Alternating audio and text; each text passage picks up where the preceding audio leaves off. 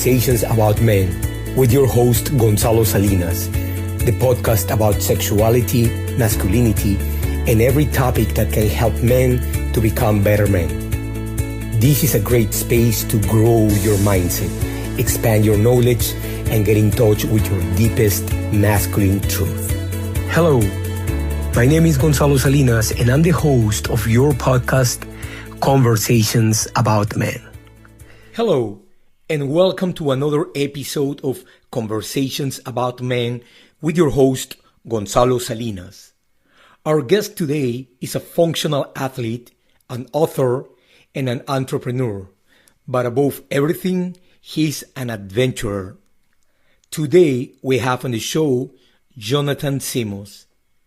Jonathan began his journey of self-discovery, becoming an athlete at a very young age, and soon he decided to follow the entrepreneurial path, offering guidance and resources to help individuals discover their inner power and guide them to the lifestyle of their dreams.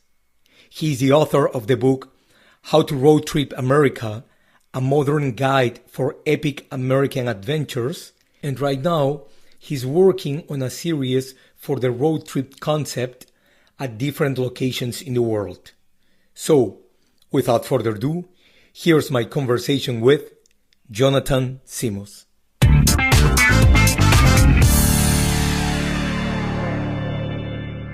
Hello and welcome to Conversations About Men. Today, we have a special episode because even though the podcast is dedicated mainly to masculinity and sexuality, today our guest is an adventurer. We have Jonathan Simos. Jonathan Simos is an adventurer, an author, and an entrepreneur. And we're going to ask him many questions that are very relevant for every man. Jonathan, welcome. Thank you, Gonzalo. I appreciate you having me today. Jonathan, I really have to start with this question because adventure is on the DNA of every man. Not everyone is brave enough to explore the space of adventure, but how did you became an adventurer? I would say I always had the desire early on, and as the majority of people do. In fact, before I explain that, there's actually a gene nicknamed the Wanderlust gene or adventure gene. It's dubbed, the name is DR4-7R, and the nickname is adventure gene or Wanderlust gene that 20% of the population have. So everyone with that gene has, this extreme wanderlust where they have a desire to travel and more frequently than others. But I think deep down, everyone has that desire at a certain level. So it's just what end of the spectrum you have it. As for me, I had it bad. So I always had a desire to, explore very frequently, starting off at an early age with my family. We would take road trips across the U.S.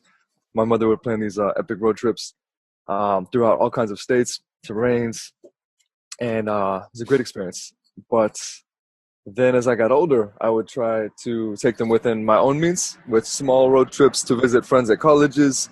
I would try to get as far as I could within my means. And then as I got even older, I started dating a travel nurse. We lived in Los Angeles for 4 months, Austin, Texas for 3 months, and San Diego for 9 months. And we took all kinds of road trips, cross-country trips within that. So it was an amazing experience. But ultimately, I feel that everyone should travel because of all the benefits that traveling offers. So, and then you not only became a traveler, an adventurer, but also you wrote a book about it. Yes, teaching people how to road trip America. Tell us the title of your book and also how did you wrote this book? Definitely. And actually, I have it with me. Surprise! Yeah. How to Road Trip America, a modern guide for your epic American adventures. And the book I wrote because of all the traveling that I did with my last girlfriend. We took so many road trips and had so many life-changing experiences. And I realized the benefits, how there's different dynamics of trips where each one offers different benefits, and every trip can be life-changing. And I wanted others to experience the same wonders that I did, similar experiences that I did. But I realized that most people feel overwhelmed by the planning process, and there's a right way and a wrong way to take road trips. For example, the wrong way would be driving straight through 10 hours, driving as far as you possibly can, being destination focused and not paying attention to the journey. The right way would be taking your time, stopping every 2 hours, stretching your legs, immersing yourself in the local culture, enjoying the journey, because road trips are symbolic of life. They're about, in many ways, they're about enjoying the journey, living in the present, and experiencing what is going on around you. So, right way and a wrong way to take them. I wanted to teach people not only how to take them, but I offer 26 rules and guidelines to follow to ensure that every trip is an epic trip. But my inspiration was that traveling with my last girlfriend, and so I took those experiences, simplified it, systemized it, and I want to help people experience wonders for sure. So what I really like about the book is that you actually touch many um, areas of traveling, and I even like appreciate the fact that you did some research and you start checking history of traveling, and there is so much difference between what it means traveling today and what it means traveling in the past, where it used to be a luxury, right? Yes, post World War II, with the introduction of the highway system, was really the introduction for people to begin taking road trips. Prior to that, it was dangerous because not only did they not have the proper vehicles, but there weren't the roads or even the gas stations to support those trips. So if you left, on a cross country trek, you could break down in the middle of nowhere with no resources, no gas stations, no equipment, and so people that started off initially would, they would have their vehicles packed with, camping gear, all kinds of stuff, spare tires, tools, ready for anything. And still those trips were hazardous, dangerous as well. But anyways, post World War II, with the introduction of the highway system, it allowed traveling more frequently. So then road trips began to get on the rise. It began to get popular and become an American traditional vacation. And it really was a luxury at that time. And today we have even more resources and an even better highway system. And so today is the best time to ever take advantage of this luxury. But few people consider it as an option because they feel there's so much planning involved. And so I want to show people how simply they can plan an epic trip of a lifetime. That's exactly what I like about the book, because it gives you so many valuable tips on how to make the planning so simple, right? It's like just a few steps, the main things that you really have to check before you take the trip, and then that's it, right? Can you tell us a little bit about the planning process? Yes, so I broke the planning down into 8 steps. So basically, I divided trips up into either destination based or experience based, to make it simple. I'll start with those two. Hmm. So destination based would be if you have a friend's wedding in, let's say, Tennessee, Hmm. and so you know you have to be at a certain place at a certain time. So you take that framework and then you go through the steps. Experience based would be you don't have an ultimate destination. It's just you want to experience certain things. So you choose your destination and stopping points based off of what you want to experience. So let's say I want to experience snow. It's actually pretty cold out, and there's going to be snow in northern Georgia, the Carolinas, pretty soon. So I would plan a trip based around snow, you know, just everything involving like a ski trip. And I would take it a step further by giving it a theme. So if I just said that I wanted to experience snow, that's great, but it would enhance the experience if I make it a winter themed trip. So Mm. snow, hot chocolate, Christmas movies, Christmas music, Christmas festival. So I plan the trip to enhance, make it more in line with that theme to enhance the experience. But to plan it, I would start with how long that I have. So let's say I have from 7 days to make it easy. So that's your time frame. So I would put when I have to leave by, let's say like Thursday, 5 a.m., and what day I have to be back, time and day I have to be back. So I have that framework. And then from there, I decide destination-based or experience-based. That just helps you plan better. So then let's say destination-based, my friend's wedding is in Tennessee. I have to be there on that Friday. And then I would break it up into 500-mile increments. So never drive more than 500 miles a day. That's one of my road trip commandments. So I'd arrive at my first destination for the evening by 6 p.m. I'd leave in the morning, 8 a.m., arrive by 6 p.m. And then I'd have plenty of time to unwind, relax, explore the city, get to bed early to start again the next day to get to my destination. But along that 8 hours, I'd break it up in 2-hour blocks. So every 2 hours, stretch your legs and have some local food, immerse yourself in the local culture, check out a fruit stand. You know what I mean? So an 8-hour trip, because you never drive more than 500 miles or 8 hours in one day. So a 500-mile trip, 8-hour trip, it's broken up in 2-hour blocks, or not two, I'm sorry, 2-hour blocks. So Mm-hmm. 2, 4, 6, 8, 4 blocks of 2 hours each. So you can drive 8 hours easy, especially with a co-pilot, a partner, a friend. Mm-hmm. You each drive 2-hour blocks and you're there. So simple trip, made easy. So then you move on to the next steps once to get back to that. Once you've broken the trip up in 500-mile increments, you take a major city in each 500-mile range as a reference point. Mm-hmm. And then you can take that major city and then either decide to stick with those major cities or you can deviate, Google the must-sees in Tallahassee, must-sees in Savannah. And then you can deviate and change that reference point within that range, based on what you want to experience.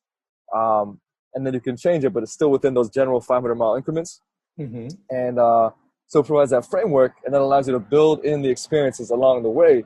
Then towards the end of the base questions out from the book, you get to choose either a detailed plan trip, so planned trip, or an unplanned trip. Unplanned would still have that base framework, that foundation, so you're not just taking off and winging it and being stressed, because the perfect road trip lies on a spectrum. Not too planned, not too rigid, because then you can't allow the spontaneity of life, of the road trip, which is a Mm-hmm. huge element. But not on the other end of the spectrum where nothing's planned, because then you're just stressed and you miss out on key experiences. So you want to be in the middle, but either depending on your personality type or which type you feel like at that time, it can be a little more planned with taking planning hotels, so you know where you're going to stay that evening or what general restaurants you're going to eat at. Or you can have it more unplanned where you just know what general area you're going to stop at, and you can use apps like Hotel Tonight to get a place last minute. So you choose, unplanned or planned. Either way, you have that framework to feel secure and comfortable and stress-free to enjoy your trip. Um, Thank you for giving us that answer with so many details. Obviously, we can find that on the book, right? Yes. So you mentioned the co-pilot, and we're going to go into the questions of co-pilot and company while traveling. But I really have to ask you this question because almost everyone, at least in our society, when you ask them about their bucket list, they, in one way or another, they have this thing that they say, I want to travel, I want to road trip, I want to explore the world, I want to leave my city and get refreshed by new experiences. In one way or another, they express this desire for adventure. But most of the people don't take action over this. Why do you think, even though they have this biggest desire, a lot of people, they always talk about, hey, someday I want to go, but they don't take action. Why do you think that happens? I feel like many people tend to procrastinate, and also society sort of, not to get off track, but you'll see how this comes around after the industrialization of America. The school systems, everything made us sort of trained us to be, factory workers, efficient, cookie cutter, follow the system. And so many people still want to, finish school, get a job, buy the house, follow the system, and sort of become established at a young age. But also, that's a great thing for those who have that desire. But many of those don't, but they follow that same mindset and same step-by-step, checklist in a sense. But it ties them down, because then they have the mortgage and potentially the kid or the pets, and they can't travel frequently, and they might only have weekends off. So I think it's more challenging for them. And then throwing in maybe some procrastination, because the average person does, tend to procrastinate. I'm guilty of it myself, but I'd say, yes, society sort of leads us down a road that sort of prevents us from being as free as we like. Kind of like within the system, and don't want to leave that comfort of the system, of the routine of what is known for us, right? Yes. Another part is the comfort zone, of course. So many people want to feel secure. And one of the most amazing things about road trips, how I define adventure, is getting out of your comfort zone, doing experiences, traveling, new experiences that really push you outside of your comfort zone. And a lot of people don't like that. A lot of people like to stay within their city, their home, their friend group. And so it really forces you. Many of the benefits, self-growth, strengthening relationships, benefits of road trips and travel are so vast, because that it gets you out of your comfort zone.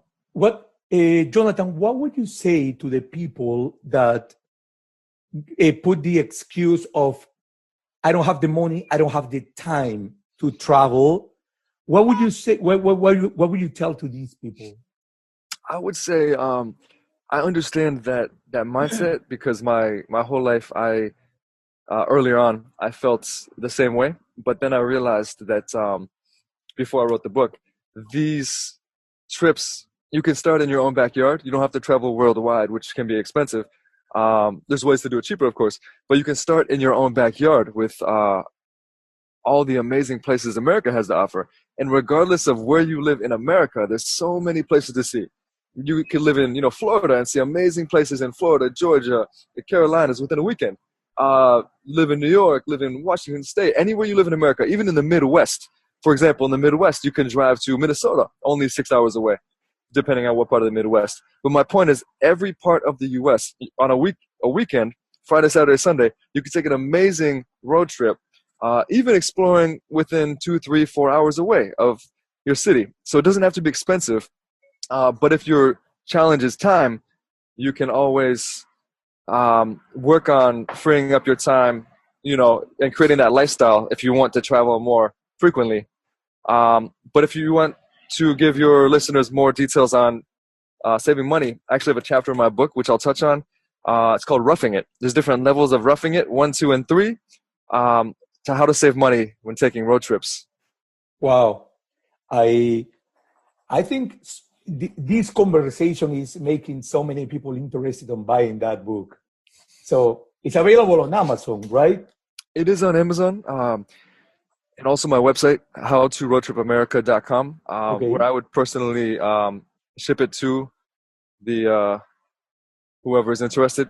But if you want it within 2 days, Amazon Prime, of course, can take care of that. I really like that chapter on the book where you talk about how to build the perfect playlist to road trip. Yes. Can you tell us, like, that's actually a fun chapter, and can you tell us a little bit about that? Because there are, certain songs are like typical for road trips, but at the same time, you have to put your own sauce for your playlist, right? Tell us a little bit about it. Yes, I feel like music enhances every experience.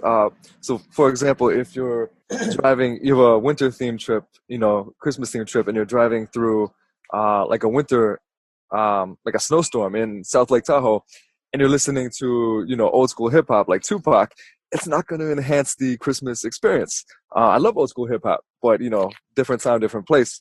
So, for example, picture yourself driving through the snow and you have Christmas music on. It would enhance that experience so much more because it fits what you're doing. So I would have different playlists for different regions, or use Spotify or the local radio. And I encourage my readers to really immerse themselves in the culture of the area they're in. So if you're driving through Texas, listen to some country music. It puts you in that mindset and helps you experience more of that culture. And try the local food. I don't think it's not only important for like enhancing the experience, but also to open yourself to exploring even new music. Music is something that shapes so much of your personality, and people just stay in one place musically when it comes to taste, right? Exploring new places, traveling, it kind of like forces you to stay on present time. It shapes a new you, and music can help also to help you to advance into becoming that new you.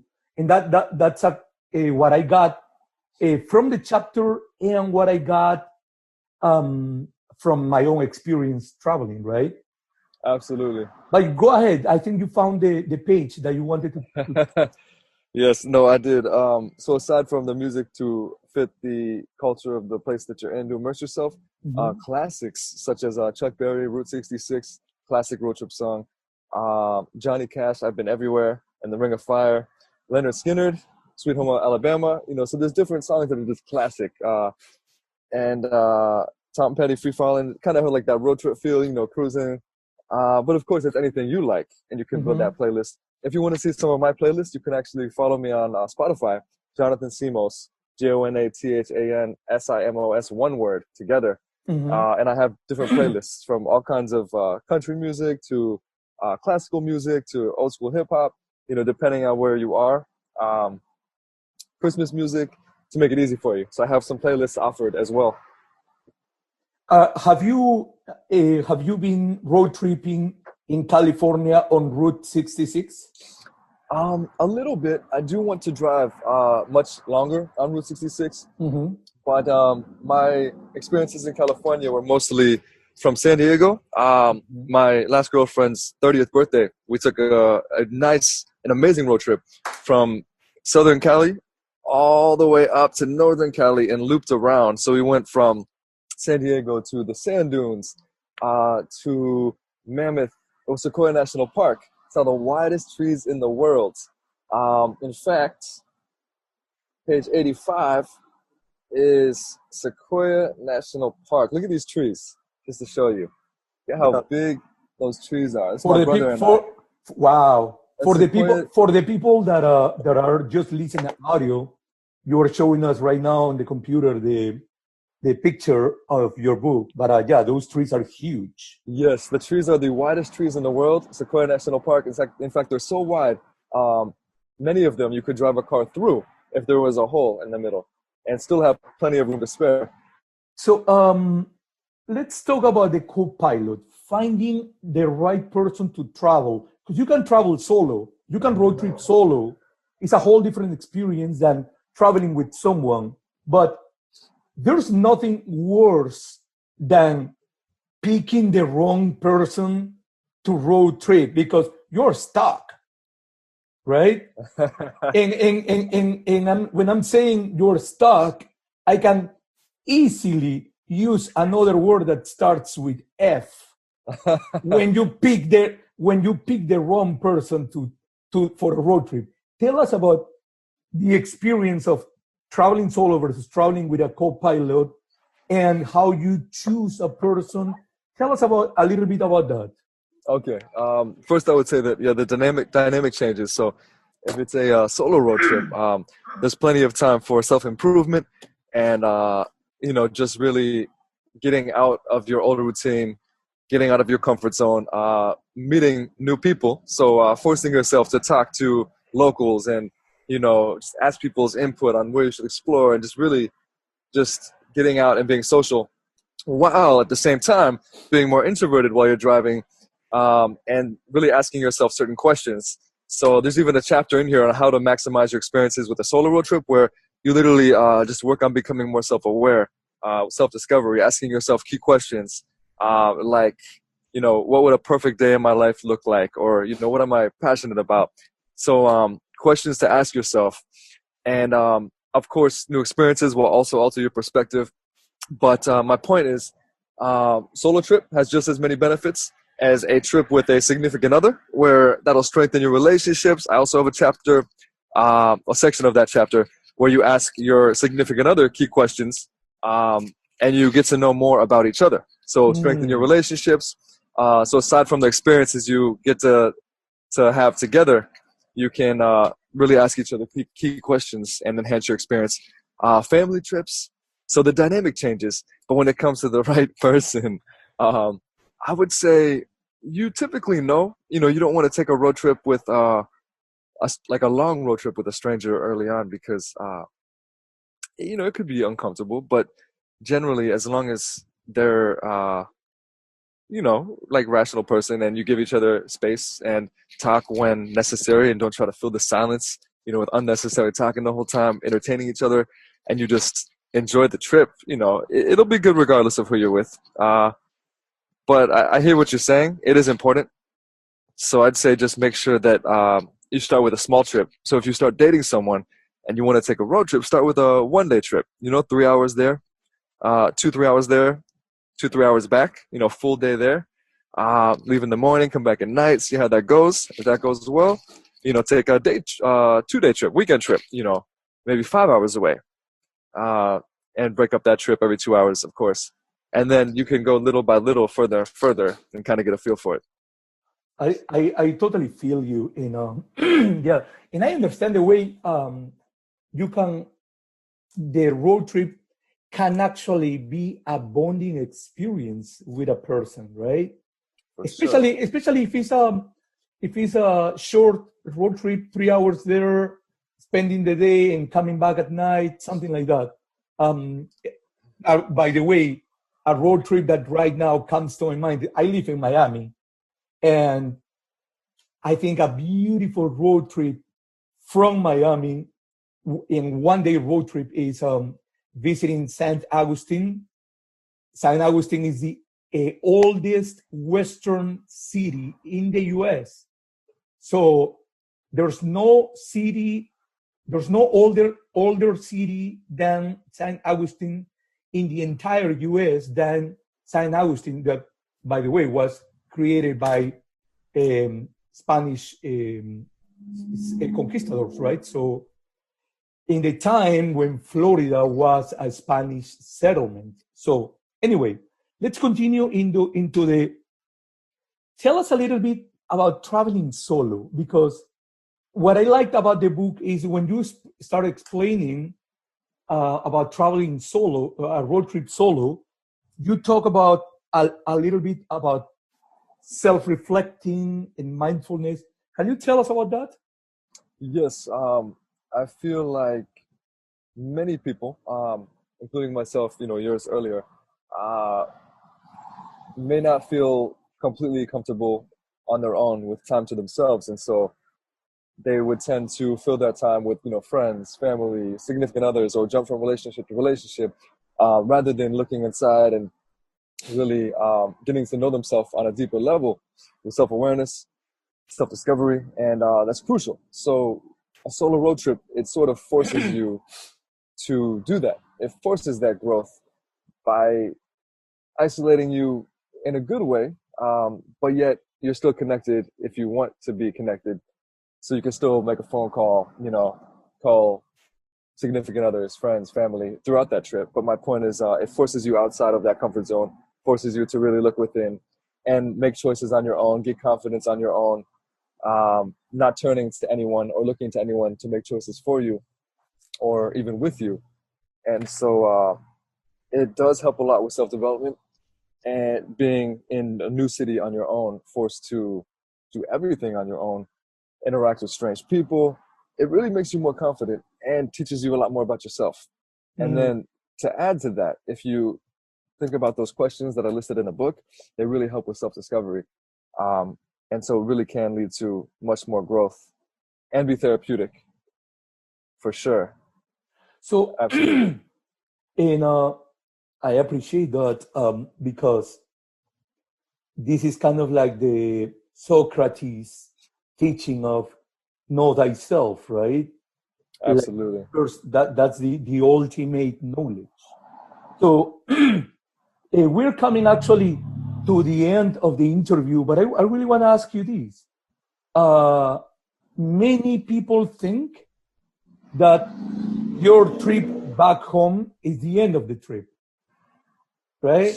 And I like that. I like that from the book. Explain that to us, please. Most people will think, that their main destination, after that, the drive back, the trip is over, and they just want to get home as soon as possible. That's typical mindset, but it doesn't have to be that way. So the trip back is simply the second half of your journey. It's not the trip is over. It's trying to plan a different route than the route that you took there, so you can have the second part of your adventure. Experiencing new things on the way back. So literally the same fun, the same things to look forward to the entire way back, up until you literally arrive in your home city. If you can't take this a different way back, different route, you can still take the same route but experience different things. So it can be just as exciting as the trip there. It doesn't have to be, just the trip back, trying to get home as soon as possible. And people need to remember that. And at the end of the day, it's not the same person that is going back home, right? Yes, no. I strongly feel that every single road trip has the potential to change us, with altering our perspectives from, seeing different things from how people lived, the variations in how people live, and just every little thing throughout the trip has the perspective, the power to change your perspective. And so regardless of what trip dynamic it is, solo, couples trip, family trip, friends trip, it has the potential to change you in some way. In fact, it will change you in some way. Like, there's no way that it won't. It's going to offer something. Even if you're not as open to it as you could be, it's going to give you something. We're coming to a last couple of questions, Jonathan. So I did like on the book that chapter dedicated to fun facts. Tell us just a couple. Explain that to us, and tell us about that. Okay. Fun facts I threw in there just to offer some fun, entertainment, and also to spur readers to do research along their trip, because a big part, actually one of the base steps, a big part is encouraging people to do research to get excited about their upcoming destination. So if you're driving to Savannah, the last block of your trip, the last 2-hour block, if there's two of you, I encourage the co-pilot, I like to call the passenger the co-pilot, to do research on the upcoming city, like, history of Savannah, must-sees in Savannah, haunted places in Savannah, like anything to get you excited about that trip, or even where you're going to eat, best restaurants in Savannah. And so the last 2-hour block should always be spent to get excited about your next destination. So the fun facts, even though they're not as relevant to that, they're just random facts to get people excited, they get people thinking, because it just adds to the fun and makes you appreciate, that city or road trips more. So, for example, they're random facts. It could be anything from avoiding aggressive driving can increase your fuel economy by 33% on average. Of course, vehicle type, engine size. Vehicle type or engine size, has a lot to do with it. But random fact, or the longest continual road is Route 6, running parallel to Route 20. It is 3,305 miles long and takes you through 14 different states from California to Massachusetts. So a lot of people don't realize, how long certain highways are. Or according to a poll taken by road trip enthusiasts, who you go with is more important than where you go on a road trip. And I would agree with that, because if you're taking a group trip, it's more about experiencing things with significant others or family members. And so it's true, the company is more important than the activity in that sense. But yeah, there's random facts from history to how Arizona produces enough cotton each year to make 2 T-shirts for every American, 599 million shirts. Just fun facts to get people. Yeah, absolutely. Yeah, for sure. I like when you say on the book that when you finish a trip, right, you are wealthier in stories. So can you tell us one story that comes to your mind? Just in I would say of one of your road trips, of course. Okay. Yes. I've got many different stories. Nothing extreme, but there's so many different categories. I'll mention one. So 2 quick ones actually. One is just nice and simple, but it has to do with just what we were looking for. We were looking for the first winter storm of the season, and so we saw there was like a winter storm hazard in South Lake Tahoe, and we lived in San Diego. And we're like, oh, let's take a weekend trip and try to see some snow. And so we drove up there, and we didn't see any snow, but we drove up a little higher and into the city. And next thing we know, it was like Narnia. It was just snowing everywhere. And so in the car, we had a Nissan Sentra. And so the tires are spinning. We had a hard time driving in the snow. It was kind of dangerous, but we drove slow. And we made it to, we pulled up on the side of the road, jumped in the forest with her dog, playing in the forest in the snow. And we found a snowman, a 6-foot tall snowman with a carrot nose, a scarf, and it was like legit, like the perfect iconic snowman. Oh, it was cool. Wow. So it's cool that what you can experience, and it was so fun to play in the snow. And we built an igloo. We were I started smushing, pushing snow together, and it was the softest snow that I've ever seen. And so we literally started making these little blocks and forming a wall, and we literally built an igloo. And it took us 3 hours, but it was an amazing experience. Other one, in real quick, my last girlfriend swears that she heard Bigfoot. So for those of you who think that it exists, those of you that don't think it exists, there was a park in Malibu, California, and it was very barren and had a creepy vibe to it too. A very strange forest. And the history of it was there was an Indian tribe that lived there, and they all vanished. They all just dipped out. And you could read about it. And it had such a heavy feeling to it, the forest. It was crazy. But anyways, she was there with her dog, and they were overlooking, the forest. And she said she heard a crazy screech roar noise that was very powerful, very loud, coming from the forest, unlike any animal. Not a bear, not a small animal. It was a powerful, large animal. And she said they just got out of there, just dipped out, peaced out. Wow. But so yeah, it's interesting how you can see, animals you might not really see, or experience things that make you wonder, what was that, or exactly. It's just interesting. Yeah. So, Jonathan, we're coming to the end of the interview. We are interested because you are an adventurer, you are an author, you're an entrepreneur. What are you working on right now? What's going to be your next book? This first book is the first book of a series associated with a road trip brand. Mm-hmm. So there's going to be the blog that I'm updating with certain products that I recommend for road trip enthusiasts. Route planning, customized route planning that I'll do for you to create your dream road trip. And so all kinds of services with my website, howtoroadtripamerica.com. But the next book will be one actually for Florida. So it won't be the how-to. This book is the how-to, setting the foundation. it'll be actually routes. So for Florida, how to road trip through Florida to get the full Florida experience from Orlando to Miami, because each part of Florida is different, as you know. Miami's a different world than Orlando, different world than Sarasota, Tallahassee. Each part is so different. So that book will be actually routes on how to experience Florida. The next one I will do one for each state eventually.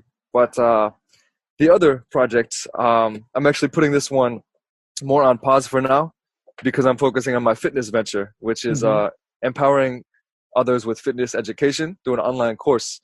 And it's going to be newexist.com, which is up, but I'm redoing the website, NEUXIST.com.